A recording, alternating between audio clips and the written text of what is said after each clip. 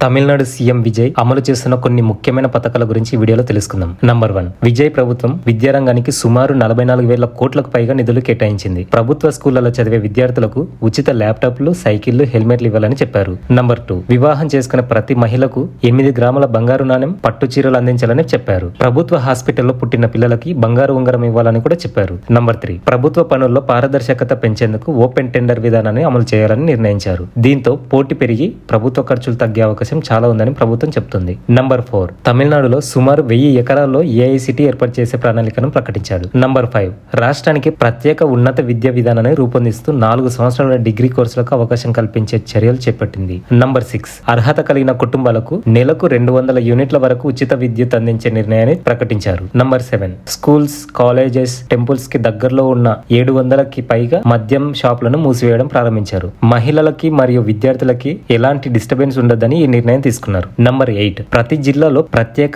Anti drug task force ఏర్పాటు చేశారు. యువతను ఈ డ్రగ్స్ నుంచి రక్షించడమే దీని ప్రధాన ఉద్దేశం అని చెప్తున్నారు. నంబర్ 9, మహిళల కోసం ప్రత్యేక పోలీస్ టీంలను ఏర్పాటు చేసి వేగంగా స్పందించే భద్రతా వ్యవస్థను అభివృద్ధి చేస్తున్నారు. సో సీఎం విజయ్ ప్రభుత్వం ప్రకటించిన ఈ నిర్ణయాల్లో కొన్ని ఇప్పటికే అమలులో ఉన్నాయి, మరికొన్ని అమలు దశలో ఉన్నాయి. ఈ నిర్ణయాల్లో మీకు బాగా నచ్చింది ఏమిటో ఖచ్చితంగా కమెంట్ చేయండి.